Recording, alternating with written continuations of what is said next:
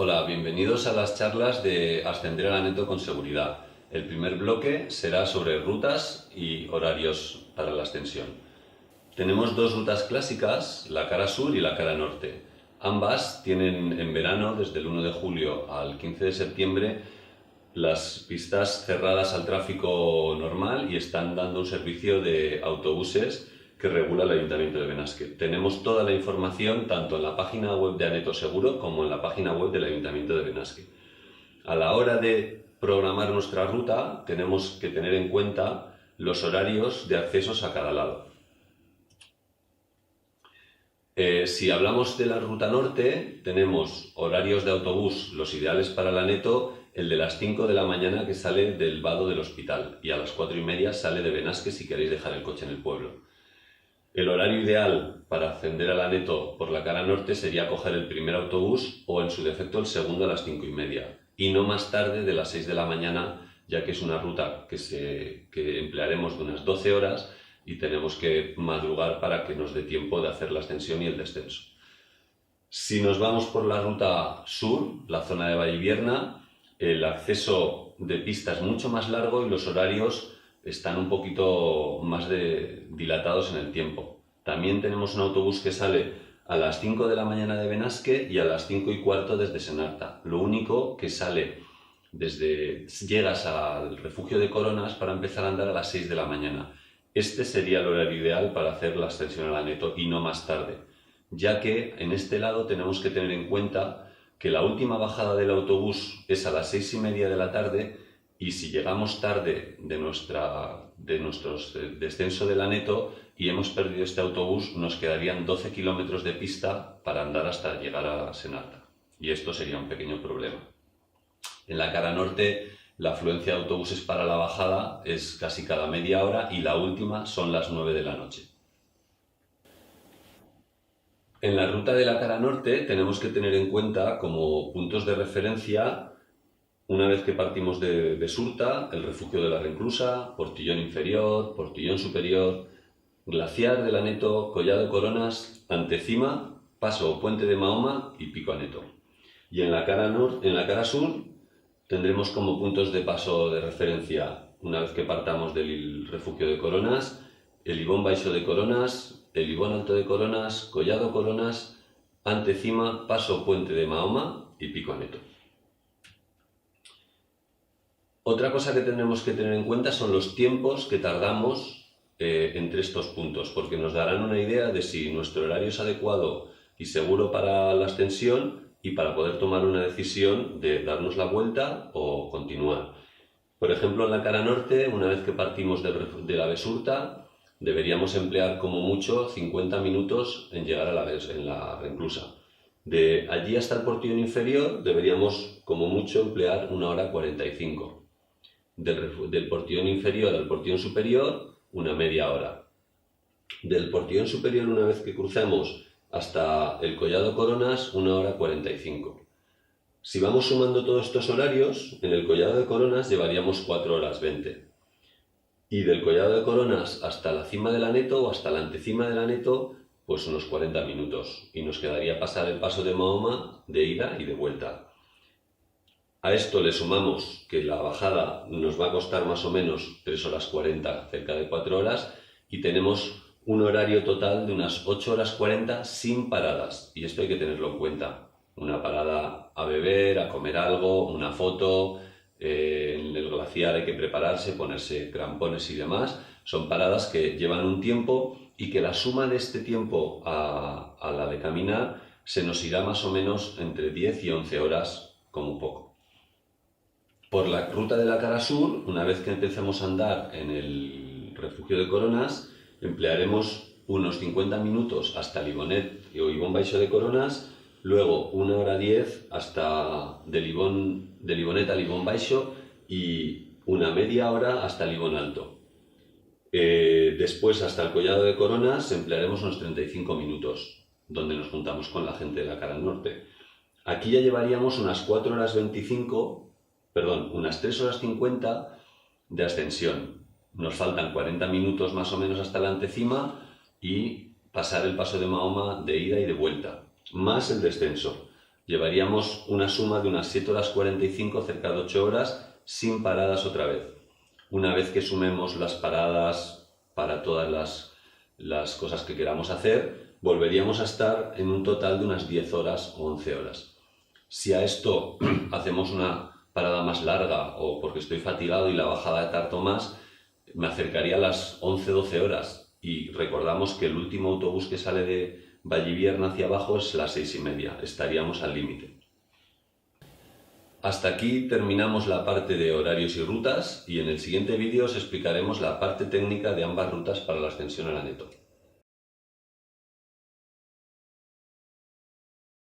Hola, bienvenidos a la parte técnica de la ascensión al Aneto por sus dos caras más clásicas, cara norte y cara sur.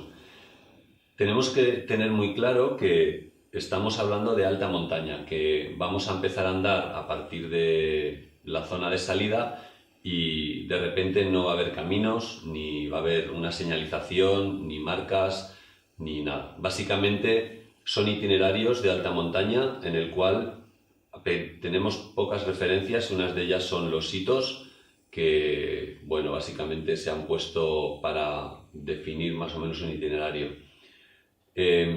Deberíamos tener claro que en el momento en el que hablamos de alta montaña tenemos otras dificultades, como puede ser cuando llegamos a la zona del glaciar, como puede ser pequeñas trepadas para pasar de un pequeño resalte a otro en las mismas pedreras. Tenemos que tener claro que la velocidad a la que andamos en las piedras no es la velocidad a la que andamos en un sendero bien marcado y bien hecho. Tenemos que tener claro que la temperatura cuando cogemos altura también va a variar y que debemos estar preparados para ello. Aparte de que no tenemos un sendero y que el itinerario será el que nosotros elijamos con más acierto o con menos, si empezamos hablando de la cara norte, una vez que partimos del refugio de la Reinclusa, a los pocos minutos dejaremos de tener una pequeña senda de arranque y ascenderemos hacia lo que es el Portión inferior por una zona de pedreras que depende por donde elijamos nuestro itinerario, serán de piedras más grandes o piedras un poco más pequeñas. En el momento que llegamos o nos asomamos en el Portión inferior, podemos incluso ver el Aneto, cómo amanece ese día el Aneto, y pasamos hacia el Portión superior, seguimos teniendo zonas de piedras. Esta zona es bastante cómoda porque son piedras medias bastante seguras, no se mueven. Y llegaremos al Portión superior, el cual nos dará una altura considerable para hacer una última diagonal hacia el glaciar. En la actualidad, el paso del Portión superior y hasta el glaciar está prácticamente descubierto de nieve, salvo que hagamos esa ascensión en el mes de junio hasta primeros de julio, que quedan neveros que facilitan bastante el acceso al glaciar. Cuando no tenemos nieve, es una pedrera en la cual hay que tener cuidado porque hasta hace pocos años quedaba un resto de glaciar. Al retirarse el glaciar, lo que hace es deja toda esa zona de la morrena bastante inestable y hay que tener cuidado porque algunas piedras se mueven, nos podemos dar un susto. Una vez que llegamos al glaciar, un glaciar es una masa de hielo que dependiendo qué época vamos a tener nieve y es relativamente más cómodo el paso porque el crampón en la nieve se clava bien y es cómodo, da una seguridad bastante alta, pero cuando, sobre todo a final de verano, esta nieve se ha fundido y tenemos el hielo duro, hielo muy antiguo, hielo que es más oscuro, gris oscuro, casi negro, mezclado entre piedras que han ido cayendo de las crestas. En ese hielo los crampones apenas entran 1 milímetro y hay que tener mucho cuidado y saber usar los crampones para poder pasar con seguridad y no tener un accidente. Tenemos que tener también en cuenta que en la actualidad, si pasamos con días de calor y vamos un poquito tarde, hay que vigilar porque se desprenden piedras de las crestas o de la misma zona del glaciar más alta que con el calor se funde un poquito el hielo que sujeta las piedras y pueden bajar alguna piedra por el glaciar y darnos un golpe y con esto un susto importante. Es algo que sobre todo en la parte pendiente del glaciar tenemos que vigilar. Andar por el glaciar no es andar por una senda, salvo cuando cogemos esas buenas condiciones, como decimos, en el mes de junio hasta primeros de julio. En la nieve se queda un pequeño cajoncito que, aunque la nieve esté dura y helada, el crampón va bien y los pies van más o menos planos, es relativamente cómodo.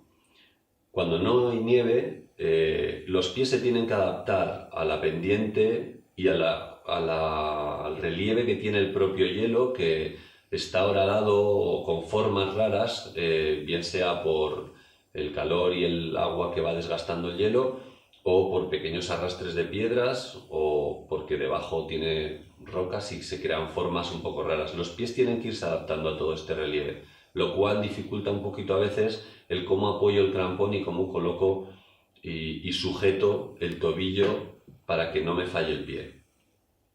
Es bueno en todo este tramo del glaciar ir con calma, ir con cuidado y llevar también el piolet y un bastón, porque nos va a servir tanto para equilibrarnos como para tener un fuerte apoyo en el caso de un pequeño tropiezo. Si seguimos por el glaciar hacia arriba, llegaremos a la antecima. En la actualidad tampoco llega el glaciar a la antecima como antiguamente, entonces los crampones nos los tendremos que quitar unos 15 o 20 minutos antes de la antecima, porque el glaciar termina y nos quedamos otra vez en las piedras, una zona de piedra pequeña que se sube bastante cómodo. No hay que olvidar que estaremos a 3.400 metros cerca de esta altura y que la fatiga ya empieza a pesar y que la altura a la gente que no está acostumbrada también le hace ir más cansada. Bueno, llegamos a la antecima y nos queda el paso de Mahoma. El paso de Mahoma es una cresta de unos 30-35 metros que tiene una dificultad de 1 grado 2 más o menos, que los agarres son muy buenos y que quizás lo que más impresiona es la caída que hay a ambos lados. Estamos hablando de que, aunque no tenga una gran dificultad técnica, sí que hay que sujetarse bien, hay que pasar con cierta tranquilidad, hay que buscar los apoyos para los pies y para las manos que sean cómodos y que os den seguridad. Y luego lo ideal es estar acostumbrado a ver patio cuando estás en este tipo de puntos. Y ante la duda, como ya vamos cansados y esto empieza a pesar al final, no se pasa y no es grave. Quiero decir que el paso de Mahoma, la diferencia con estar en la cumbre o no puede ser de 7-8 metros y no es tan importante el pasarlo o no pasarlo. También hay que recordar que lo tenéis que pasar para llegar a la cumbre, pero hay que volver por él, por lo cual necesitamos hacerlo 2 veces. Las crestas, cuando se hacen de descenso, también impresionan, aunque tendremos una ventaja. Ya estamos acostumbrados porque hemos entrado y impresiona un poquito menos.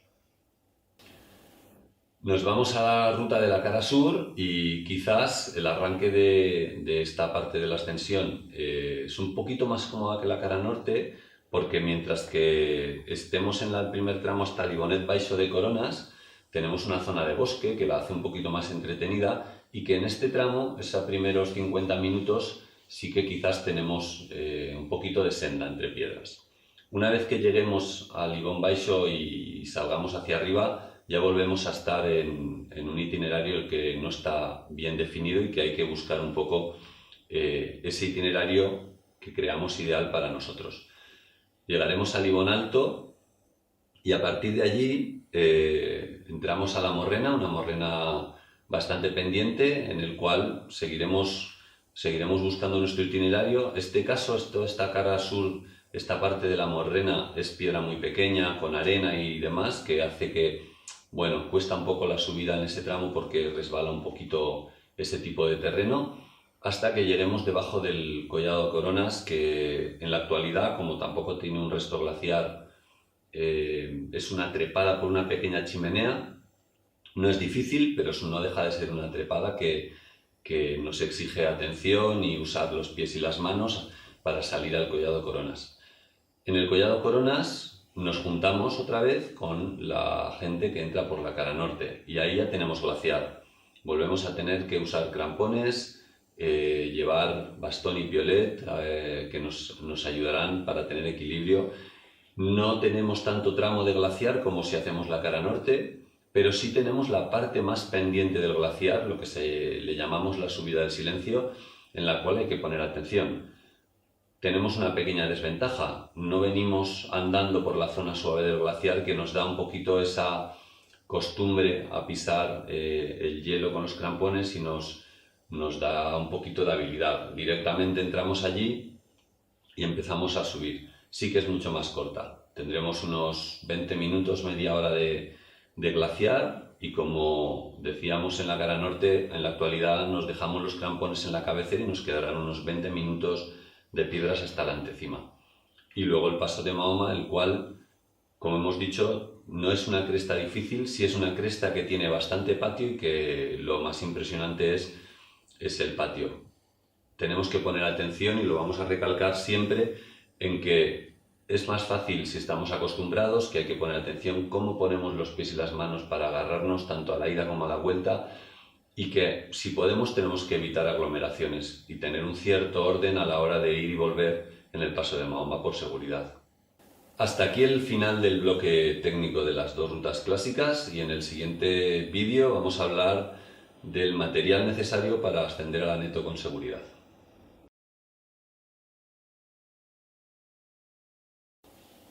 Bienvenidos al bloque de material para la ascensión al Aneto con seguridad. Vamos a hablar de todo lo imprescindible para nuestra ascensión. Aparte de esto podéis llevar lo que queráis. Lo primero imprescindible es la ropa de abrigo. Tenemos que llevar ropa de abrigo siempre en la mochila, aunque sea el día de mayor calor del verano. En alta montaña, y tenemos que hacer mucho hincapié en que es una ascensión de alta montaña, la temperatura puede cambiar muy rápido, bien sea porque entra un poco de viento de norte o porque de repente se crea una tormenta y todavía estoy en altura. Lo ideal es que no estéis. Pero si estamos en altura y hay un poco de brisa de norte con un solazo, podemos tener una sensación térmica de 0 grados cualquier día del verano. Entonces, en nuestra mochila debería ir un chubasquero, un forro polar, un Primaloft, me da igual cuál sea el sistema de calor que uséis, pero una prenda que os dé calor, un chubasquero de pantalón, tendríamos o podríamos llevar unos calcetines de repuesto, unos guantes, un gorro o un buff para tapar la zona del cuello y la cabeza, y además encima llevaremos nuestro pantalón, nuestra camiseta térmica larga y quizás un chaleco, que es una prenda muy recomendable. Podemos llevar también una camiseta corta, porque cuando bajéis de la zona técnica del glaciar y si hace calor al bajar de altura, podéis cambiaros la camiseta y no tenemos que ir con manga larga toda la bajada. Tenemos que llevar también un frontal, una lámpara de las que se llevan en la cabeza, porque lo ideal será siempre arrancar de noche, ya que si arrancamos a las 5:30 de la mañana, en junio quizás ya amanece, pero en cuanto pasa a finales de julio vamos a tener un ratito de noche, y a final de agosto estamos andando casi una hora de noche. Esto implica que necesitamos llevar luz, necesitamos conocer bien el terreno en esa primera hora, por lo cual incluso podemos recomendar que subáis a inspeccionar ese tramo que vais a hacer de noche cualquier día para entrenar. También debemos llevar el frontal no solo por eso, sino porque ante cualquier problema que tuviésemos y tengamos que pasar parte de la noche, deberíamos tener una luz tanto para que nos haga una cierta compañía y tengamos un poco de visibilidad, como si tenemos que señalizar a un equipo de socorro nuestra posición si vinieran andando a por nosotros.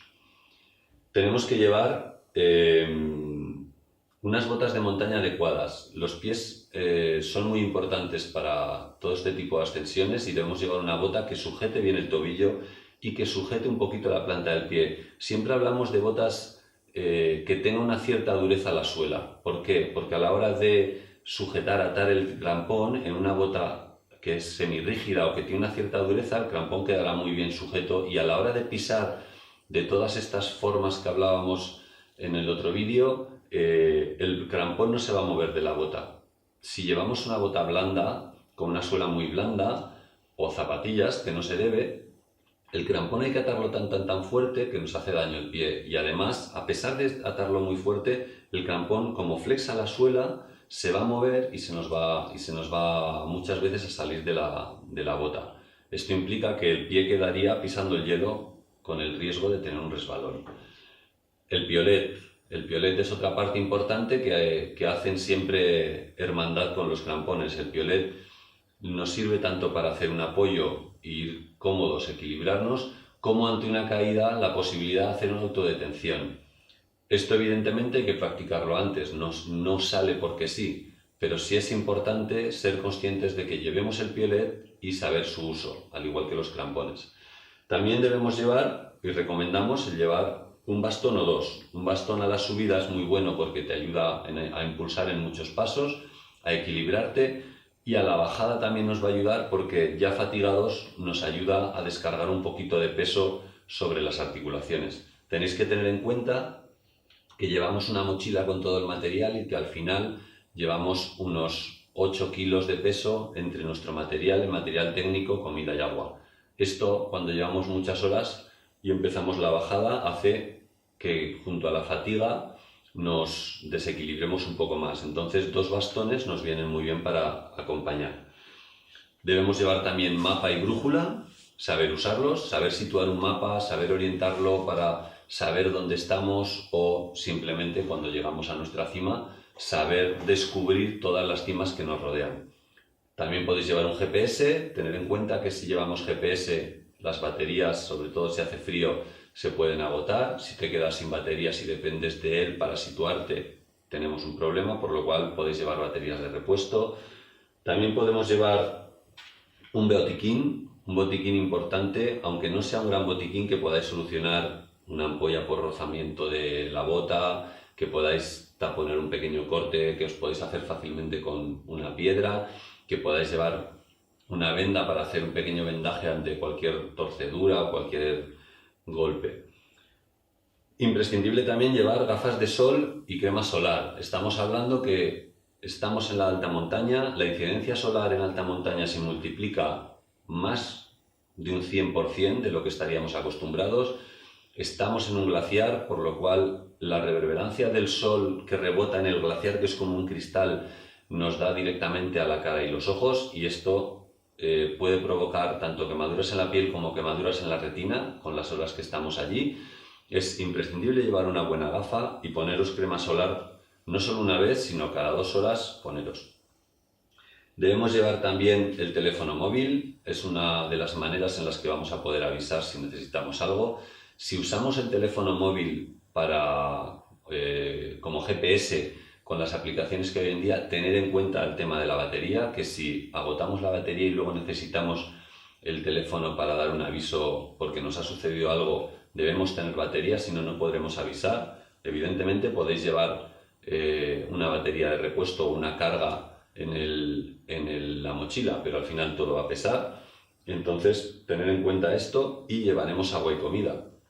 Pensar que es una ascensión de unas 10, 11, 12 horas, que necesitamos una cierta cantidad de agua. Podemos recoger agua al pie del glaciar siempre que la mezclemos con pastillas potabilizadoras o alguna bebida isotónica que la hace más buena en sales y minerales, ya que el agua de glaciar o de los lagos de abajo está exenta de sales y minerales porque funde ahí arriba y nos sentaría mal. No es recomendable beber agua de alta montaña cuando estamos haciendo actividad por sí sola. Y comida, pensar que 12 horas de actividad son muchas horas, con mucho esfuerzo, y que necesitamos ir reponiendo constantemente nuestro cuerpo de energía, sea barritas, bocadillos, fruta, lo que estéis acostumbrados a comer cuando hacemos excursiones, pero tenéis que comer. Por la experiencia que tenemos en la alta montaña, también os recomendamos un par de cosas y trucos. Siempre llevar una manta térmica o 2, hoy en día son pequeñitas, no pesan mucho, no son caras, ya que si algún compañero tiene un accidente, lo imprescindible, aparte de poder avisar y que puedan venir a rescataros, es que no pierda calor y que hagáis lo que podáis y sepáis en lo que le haya pasado.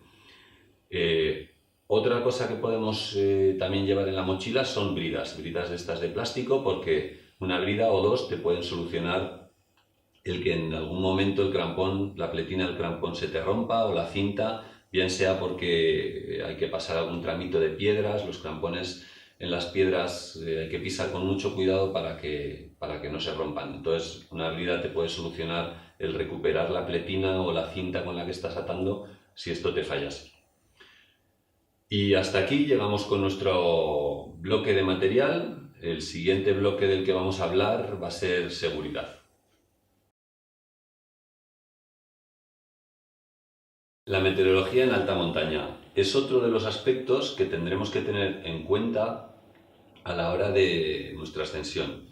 Debemos mirar las previsiones y sobre todo las últimas previsiones antes de nuestra ascensión. 24 horas antes sería la más fiable.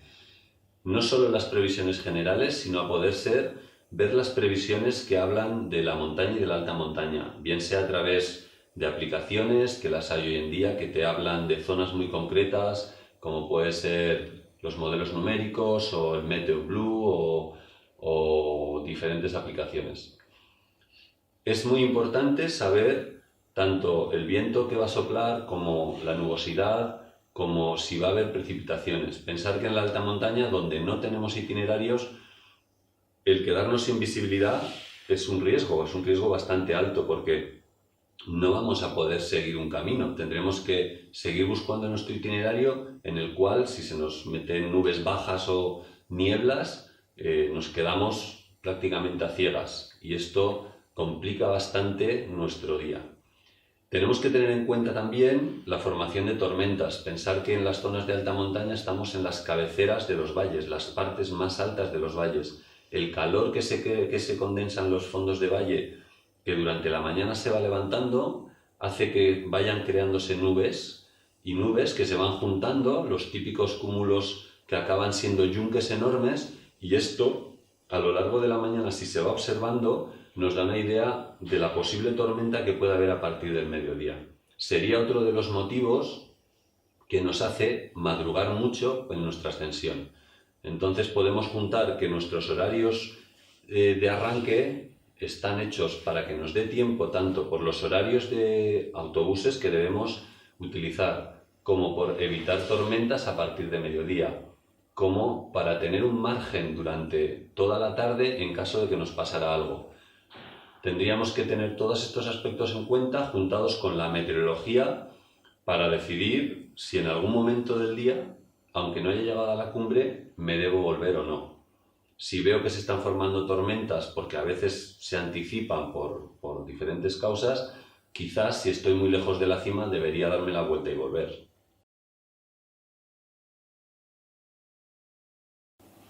Bienvenidos al bloque de nuestro aneto y lo vamos a empezar con una pregunta.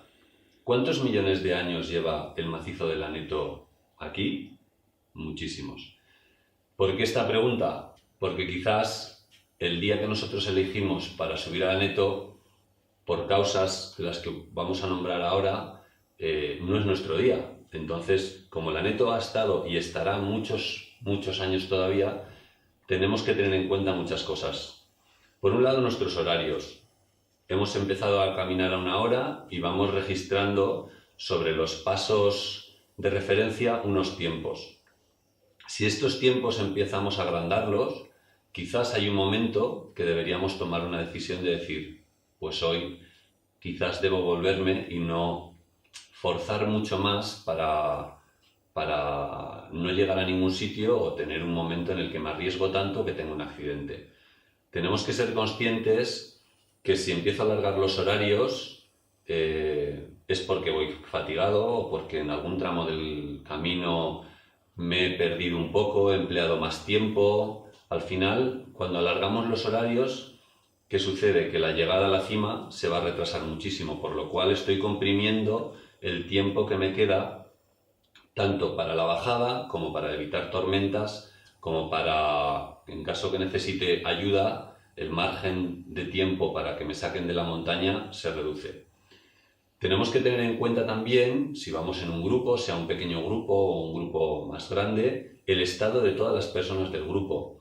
No por ser yo el que va muy bien, debo de obviar que el resto del grupo puede ir más cansado, que puede haber personas que van más lentas, que técnicamente van un poquito más flojas y que esto hace que el tiempo del grupo se alargue. Tampoco deberíamos abandonar a nadie del grupo. Si todo un grupo quiere hacer una ascensión, todo el grupo tiene que ir junta. Lo que yo llamo una máquina perfecta. Y si la máquina tripa, pues se van todos para abajo. No tenemos que dejar a alguien en una zona porque volvemos a hablar de que estamos en alta montaña. Hay, por ejemplo, en la zona de las Pedreras, si dejamos a una persona, a un compañero que va más fatigado y lo dejamos 4 horas allí, luego, ¿cómo sabemos en qué piedra está? todas las piedras acaban siendo iguales. Y si nos ponemos en la piel del compañero, ¿qué pasa durante 4 horas si estoy allí parado? Que al final me muevo. Y me muevo a saber para dónde. Entonces, si queremos evitar un accidente o una pérdida de alguien del grupo, debemos tener en cuenta que si vamos en un grupo, todos suben o todos bajan. Da igual el estado de los que vayan más fuertes. Al final deberíamos de ponernos siempre en la piel de los que vayan más flojos o que vayan más lentos. Y debería ser importante pensar siempre en el grupo y no en uno mismo. También deberíamos plantear, aunque es difícil, alternativas a nuestra ascensión. Si estoy alargando los tiempos, si estoy haciendo quizás retraso en los horarios, o si hay gente que va más cansada, quizás hacer una visita a los portillones me sirva de un entrenamiento, de un test, para que otra vez intentemos hacer la ascensión habiéndonos preparado un poco más. O quizás puedo ir a visitar la morrena del glaciar de Maladetas, que también es una zona muy bonita. Al final, no es menos hacer una ascensión o variar la ascensión en un momento dado por no haber hecho el primer objetivo. Podemos plantearnos siempre otro objetivo más bajo. Tenemos que tener en cuenta también la meteorología durante nuestra marcha. Como hemos dicho en otra parte, la meteorología es muy importante, tanto la previsión que puede dar la EMET como lo que está sucediendo en cada momento. El ver cómo las nubes pueden evolucionar por el calor de los valles, o si entran nubes de norte o si entran nubes altas de sur. Al final todo esto nos tiene que dar una idea de lo que puede venir. Quizás son nubes que pasan, nubes muy altas, que con el viento de altura se rompen, o quizás son nubes que se van juntando y que no se mantienen muy altas, sino que van bajando de altura, y que quizás esto nos puede dar que pensar que podemos perder la visibilidad en un rato, o que puede ponerse a llover en un rato, o puede haber tormentas. Entonces, deberíamos vigilar cómo evoluciona esa meteorología en muchos de los días que empieza a haber nubes. Hasta aquí nuestra presentación de nuestro aneto, y el último bloque será ¿estamos preparados? En nuestro bloque de ¿estamos preparados? Vamos a plantear 4 preguntas. ¿Estamos acostumbrados a hacer un desnivel de 1500 metros? ¿Estamos acostumbrados al terreno de alta montaña? ¿Tenemos conocimientos técnicos? ¿Sabemos usar el material técnico piolet y crampones? Y la cuarta, ¿yo contesto que sí a estas preguntas por mí y por el grupo de amigos o el grupo en general con el que voy a ir? ¿Realmente quién se responsabiliza de todas estas preguntas? Bien, si es que sí y la meteo es buena, pues hacemos la ascensión y vamos a tener un gran día. Pero si es que no, quizás lo que tenemos que hacer es plantear un entrenamiento físico para que la gente esté preparada físicamente para este tipo de ascensiones, que aprenda a manejar el material, o que contrate un guía profesional con el cual va a subir con todo tipo de seguridad, en el cual no va a tener que pensar en el itinerario, en la meteorología, en la parte técnica. El guía va a poner toda la seguridad que está a su disposición para que esta persona o este grupo de personas disfruten de la ascensión. No solo eso, también va a hacer una enseñanza de las diferentes técnicas que se van a emplear en la ascensión, y que, aparte de hacer la ascensión pura y dura, también empieza a aprender lo que es la alta montaña y el trabajo sobre la alta montaña. Porque al final, si alguien hace el aneto, quizás después querrá hacer otras montañas parecidas al aneto.